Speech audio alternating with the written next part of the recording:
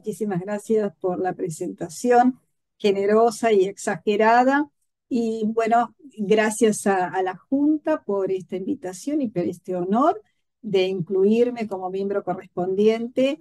Y muchas gracias a todos los que están aquí presentes para escuchar esta conferencia, que voy a ver si puedo compartir.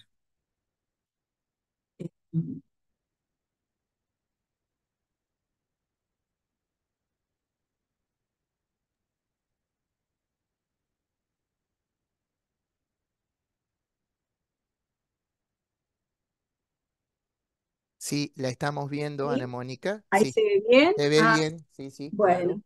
perfecto. Bueno, la conferencia que hoy les ofrezco se llama Libros y lecturas en el claustro, como Esteban ya dijo, Córdoba y Buenos Aires en la época colonial. Los libros son objetos preciados por el valor, pero sobre todo por la significación, expresa Pedro Cátedra. Los restos materiales del periodo colonial en la América española dan idea de una cultura rica, vivaz, compleja y diversa, que afortunadamente mantiene todavía lazos fuertes con nuestras sociedades. Iglesias, retablos, conventos, esculturas, vargueños, escritorios y, por supuesto, libros. Todo esto forma parte de esa cultura. Se trata de un pasado que visitamos, recreamos, reinterpretamos y disfrutamos de diferentes maneras. El legado bibliográfico representa una heredad muy valiosa que debe ser conocida y protegida.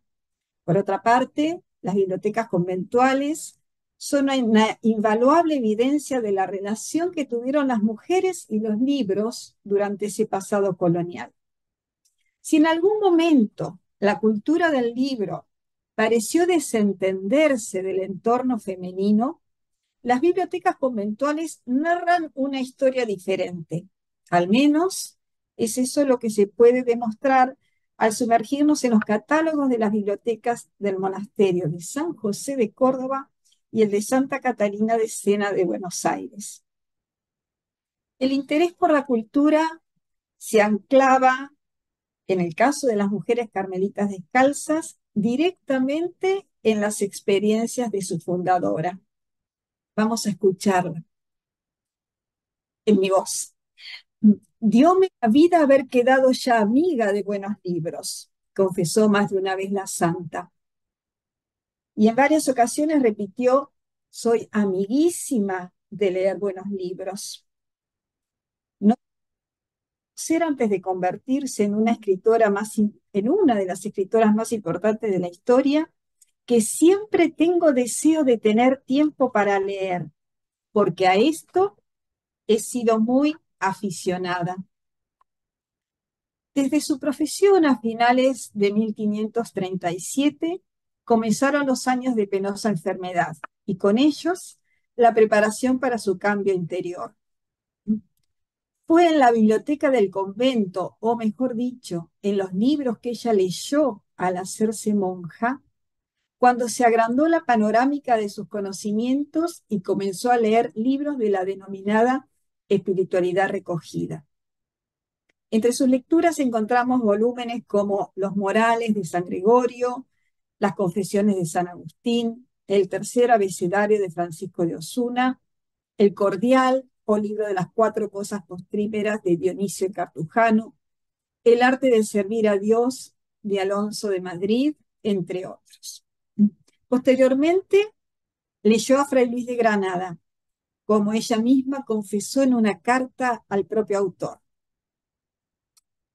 La legislación de la época, Teresa no se acercó a la Biblia directamente, sino a través de las citas que había en los libros de espiritualidad, libros que comentaban los evangelios y pasajes de las Sagradas Escrituras.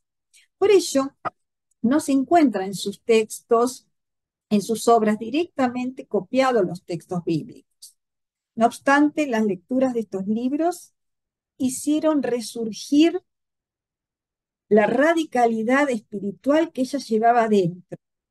La llevaron a emprender el camino de la contemplación, de la vida mística y el ascenso a una insospechada intimidad con Dios. Por ello, la monja abulense indicaba a la responsable de su primera fundación de Ávila: tenga cuenta la priora con que haya buenos libros, en especial Cartujanos, Flos Santorum, Contempus Mundi, Oratorio de Religiosos, los de Fray Luis de Granada y los del padre Fray Pedro de Alcántara. Similares exhortaciones hizo en Alcalá y en tantos otros conventos, pues en toda la provincia descalza mandó que hubiera estudios generales y de artes. Es que desde el origen de la Reforma Carmelitana en 1562, sus impulsores, Santa Teresa de Jesús, San Juan de la Cruz, inculcaron a los miembros de la orden la necesidad de adquirir una formación sólida y permanente sobre la que edificar una experiencia espiritual y un compromiso eclesial que estuviera a la altura del momento histórico que enfrentaba la Iglesia Católica.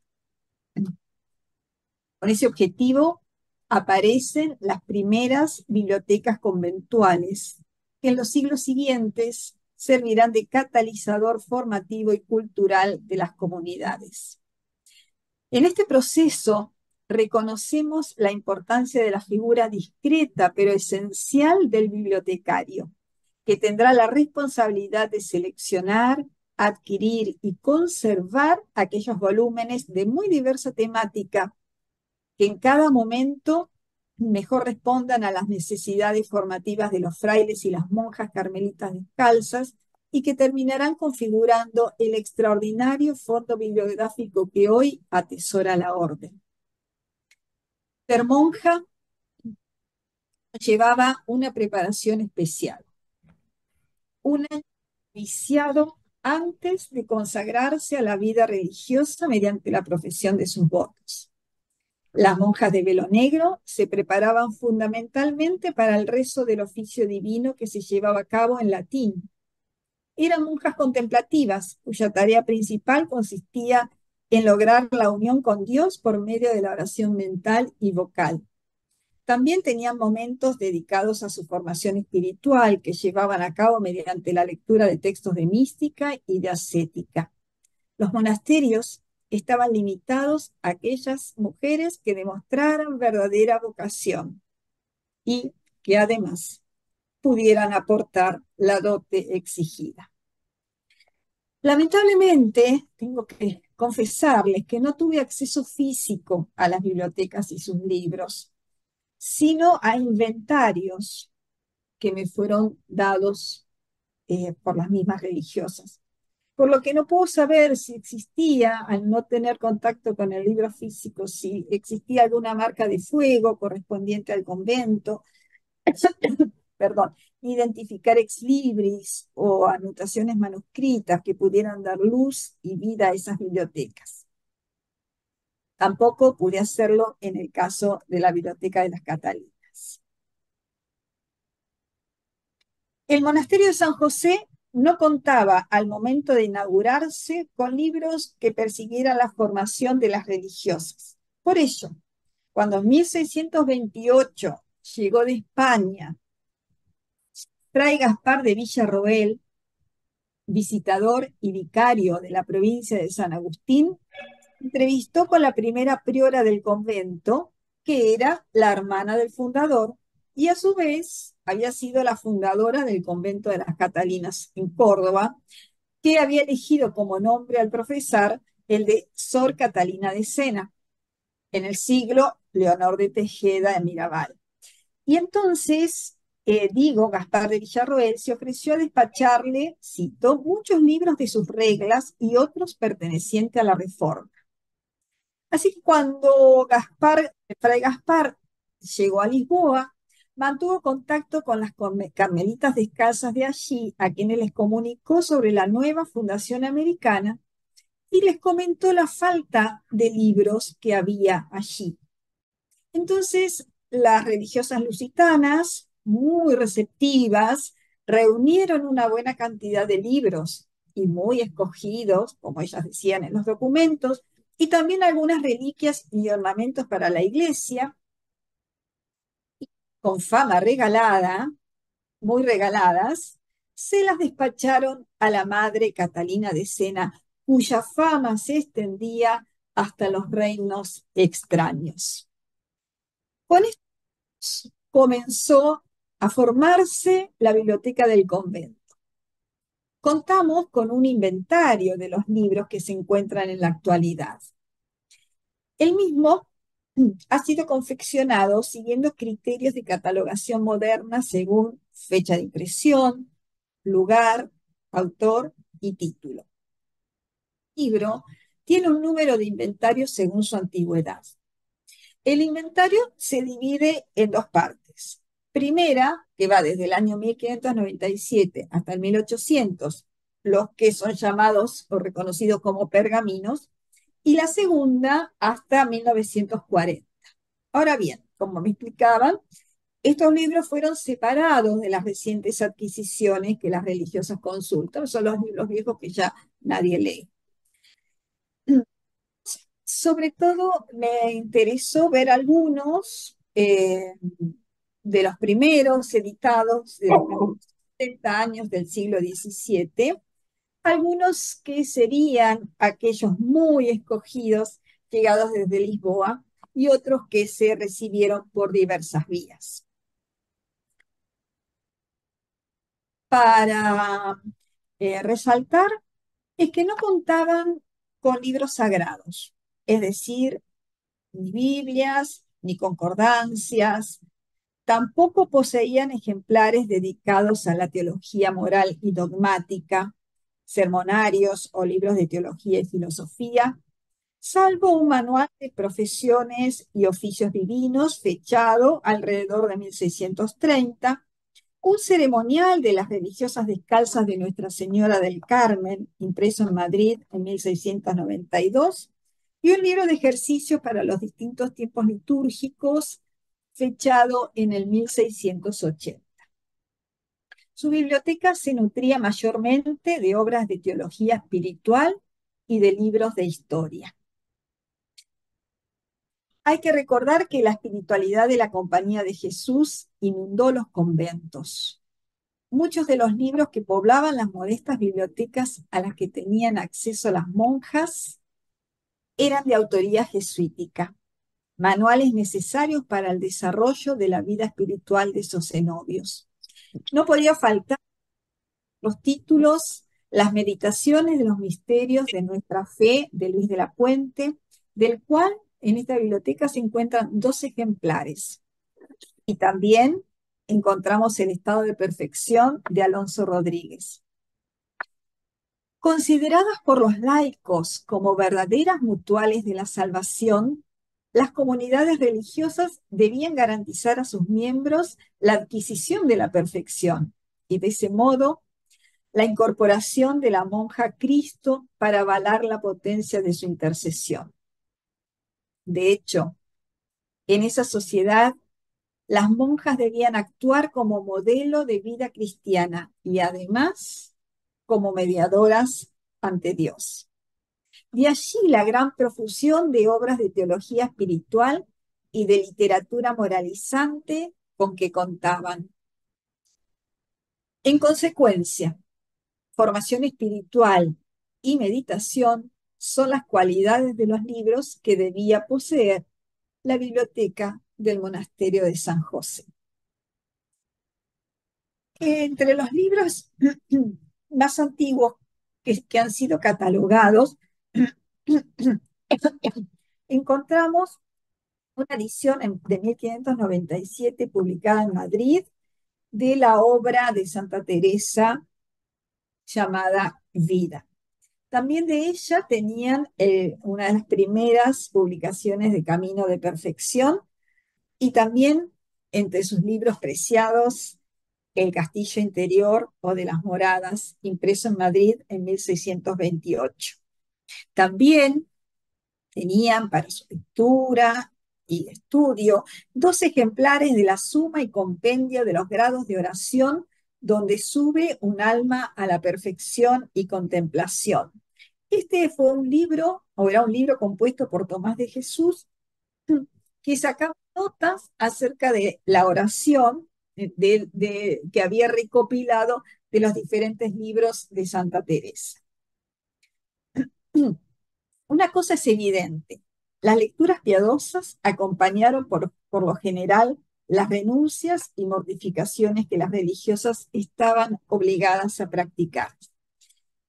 En efecto, Santa Teresa en sus 68 avisos espirituales aconsejaba a las religiosas regir sus conductas con prudencia, humildad y rigor. Escuchemos lo que ella dice. Toda monja jamás deje de humillarse y mortificarse hasta la muerte en todas las cosas. Y las exhortaba a tener presente la vida pasada para llorarla y la tibieza presente y lo que le falta por andar de aquí al cielo para vivir con temor, que es causa de grandes bienes. Porque el deseo de una buena religiosa ha de ser, dice Santa Teresa, ver a Dios. Tu temor, si le has de perder, tu dolor, que no le gozas, y tu gozo de lo que te puede llevar allá, y vivirás con gran paz. Para ello contaban con la obra del jesuita Alonso de Andrade, Avisos Espirituales de Santa Teresa de Jesús comentados. Entre sus libros tenían además 2 ejemplares de meditación de los misterios de Cristo de nuestra Santa Fe, escritos por Luis de la Puente. Se trataban de los impresos en Valladolid en 1605. Allí el jesuita enseñaba a meditar sobre la finitud y los engaños de la vida, sobre las riquezas que alcanzarían en Dios. Les decía, si deseas acabar de conocer tus miserias, conviene grandemente que leas y estudies en un libro de desengaños que Dios te pone cada día delante de los ojos, que es la muerte, pues los huesos de los muertos te están diciendo, acuérdate de mi juicio, porque tal será el tuyo. Lo que pasó por mí ayer, pasará por ti hoy. Las instaba a contemplar las grandezas de Dios y los innumerables beneficios que recibían de su mano. Y ponían entre sus obras espirituales el camino espiritual de la manera que enseña el bienaventurado Padre San Ignacio en su libro de los ejercicios, escrito por el jesuita Luis de la Palma, editado en Alcalá 1626, obras de San Juan de la Cruz, del aprecio y estima de la divina gracia, y de Juan Eusebio Nirenberg, las obras espirituales. También tenían un ejemplar, Introducción al símbolo de la fe, de Luis de Granada. Los libros inventariados pueden clasificarse en libros de teología espiritual, y ahí hemos encontrado, como dijimos, el libro Vida y cartas y varios libros sobre las cartas de Santa Teresa. Cuentan con 2 ejemplares del jesuita Butrón sobre la vida de Santa Teresa y varias vidas, como la vida de María Magdalena de Pazzi, la vida de la venerable Virgen Doña María de Escobar, la vida de Damiana de las Llagas, la de la Madre Margarita María, vida y milagros de San Francisco Javier, las vidas y milagros de San Luis Gonzaga, de San Juan Nepomuceno, Flores del Carmelo, vidas de santos de Nuestra Señora del Carmen. Tenían 6 ejemplares del Flos Sanctorum de Rivadeneira, 2 ejemplares del Año Virgineo. Sobre San José contaban con las excelencias del jesuita Pedro de Torres y las vidas de Antonio Pastrana. 6 ejemplares de la mística Ciudad de Dios de la Madre Ágreda, Prácticas del Amor de Dios de Francisco de Sales, La religiosa en soledad del jesuita Pedro Piamonti y Los avisos espirituales de Santa Teresa, comentados por el jesuita Alonso de Andrade. También tenían liturgia, contaban con un breviario, también con la segunda parte del Prontuario del Carmen, de Juan de la Anunciación, un libro escrito en 1699, y varios libros de meditaciones. Y entre los varios podemos mencionar al libro de Luis de Tejeda, el libro de varios tratados y noticias. Perdón. La vida de la religiosa, difícil, llena de privaciones y dolores, encontraba sentido y significado en estas lecturas. El padre Nirenberg decía, si te agrada la hermosura, mira que tu Dios es belleza infinita, con cuya vista hermosísima se satisfacen los serafines. Si buscas riquezas y tesoros, tu Dios es infinito tesoro. Él tiene todas las cosas en su mano. Él te da por posesión y premio. Si quieres gusto, tu Dios es un deleite infinito que premia a los suyos con su gozo eterno y les da a beber del raudal de deleites y dulzuras. En el convento no solo recordaban a las monjas el desprecio del mundo y la lucha por alcanzar la perfección, sino que ante todo debían contribuir a sublimar el sufrimiento otorgándole un significado.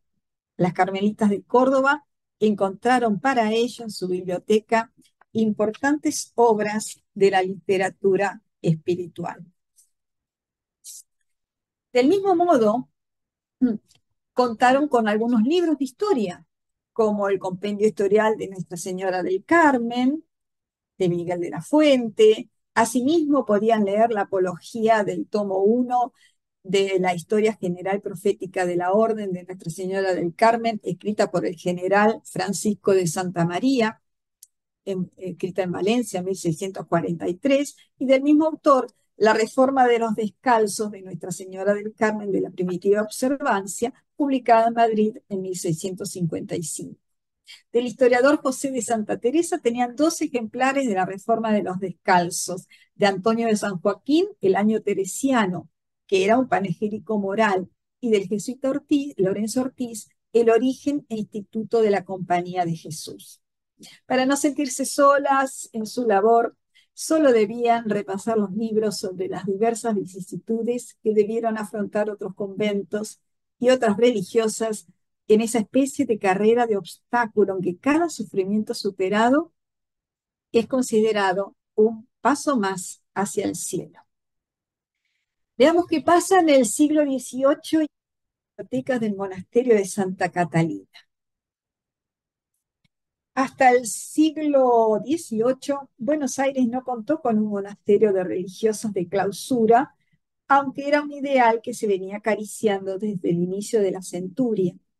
Desde Madrid, el presbítero Dionisio de Torres Briceño Rivero, oriundo de Buenos Aires y hombre acaudalado, se propuso llevar adelante la empresa. Poco después de iniciada la obra en 1724, Briceño falleció. Finalmente, las obras, y entonces, bueno, se detuvieron un poco, pero finalmente las obras de construcción se concluyeron, al menos en parte, 20 años después, y se pudo albergar a la comunidad. A fines de mayo de 1745 llegaban a la ciudad las monjas fundadoras, todas ellas provenientes del monasterio de Santa Catalina de Sena de Córdoba. Perdón. Entre las acciones que llevó a cabo el fundador y benefactor del convento de Santa Catalina, podemos mencionar la donación de una vasta y variada biblioteca. Envió 16 cajones conteniendo libros y otros pocos artículos como guantes, medias y pañuelos.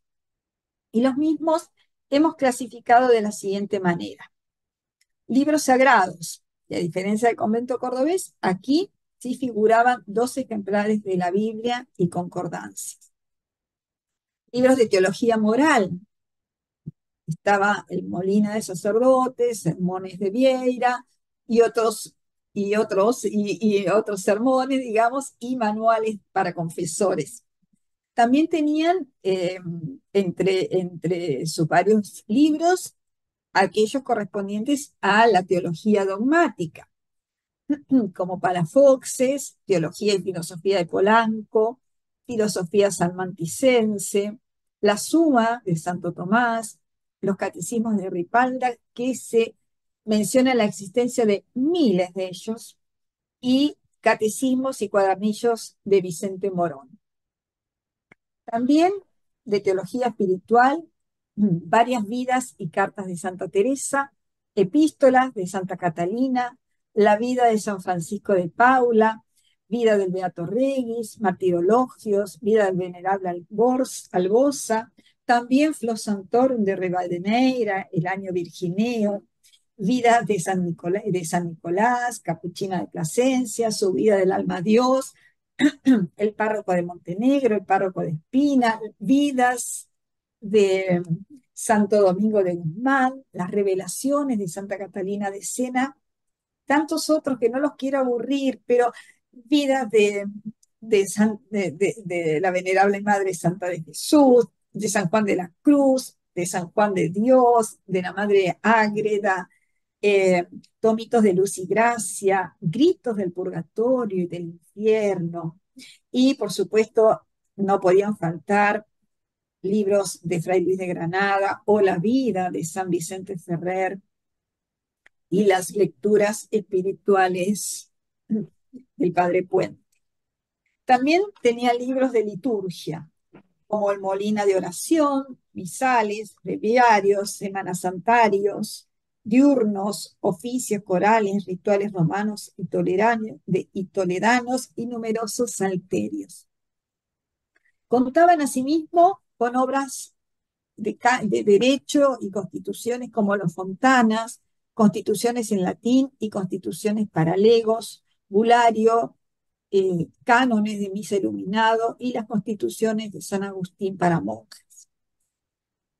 También libros de literatura moralizante como El Teatro de los Dioses, que tenían varios ejemplares, libros de comedias y autos sacros de Calderón, comedias de Moreto y fábulas de Esopo.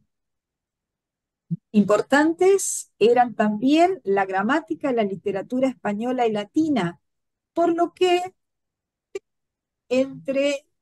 os encontraban entre esos libros que, que Briceño había enviado una empresa y corona gótica de tablillas de Saavedra y de Núñez, un vocabulario eclesiástico, cuadernillos, más de 200 ejemplares de cuadernillos de géneros y pretéritos, tenían un ejemplar del Quijote, obras de Gracián, de Salazar y eh, poesías de Sor Catalina de Solís y Girón, y también se encontraban ejemplares de los escritos de Sor Juana Inés de la Cruz. Entre los libros de historia, sucesos de España, historia de la religión, guerras de Inglaterra, historia del rey Don Sebastián, y estampas grandes de los momentos del año, retratos del rey y de la reina, y un libro de cocina. Estas nutridas bibliotecas nos llevan a una serie de reflexiones. Entender que no era solo en la casa de las familias privilegiadas donde se practicaba la lectura y la lectura en común. Recordemos que el libro de la oración y meditación de Luis de Granada y el tratado de oración y meditación de Pedro de Alcántara formaban parte de los considerados buenos libros, a partir de que con ellos se enseñaba a leer a las jóvenes, como ha demostrado Isabel Putrin en sus escritos.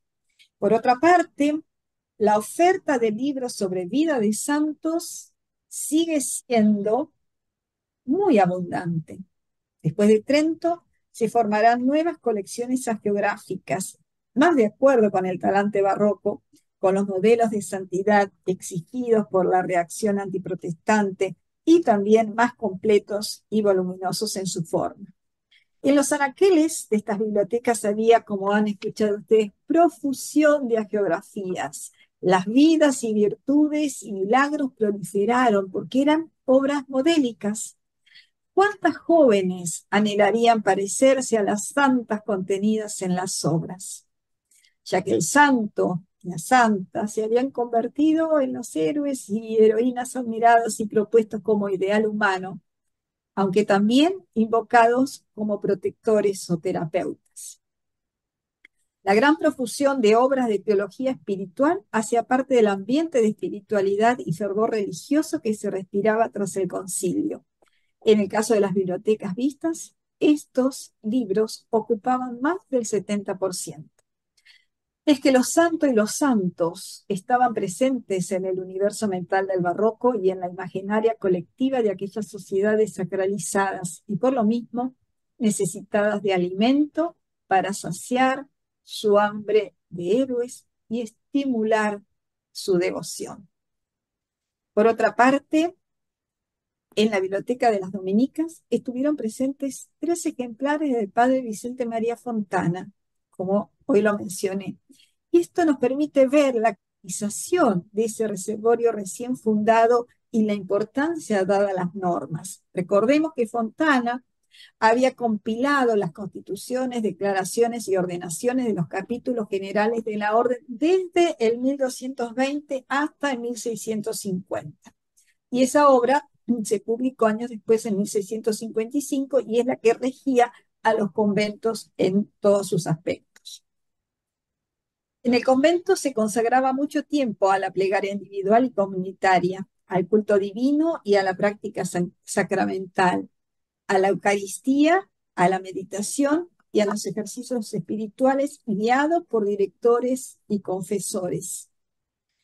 Además de las obras de Teresa de Ávila, en el convento dominico se encontraban las obras de Juana Inés de la Cruz, quienes constituyen los 2 exponentes máximos de la religiosa que lucha como mujer por defender el derecho a manifestar su pensamiento o sus experiencias religiosas a través de sus escritos. El libro en general asume una dimensión de símbolo que objetiva la relevancia de la lectura piadosa como medio para alcanzar un vínculo más perfecto con la divinidad, reforzar la fe y la virtud.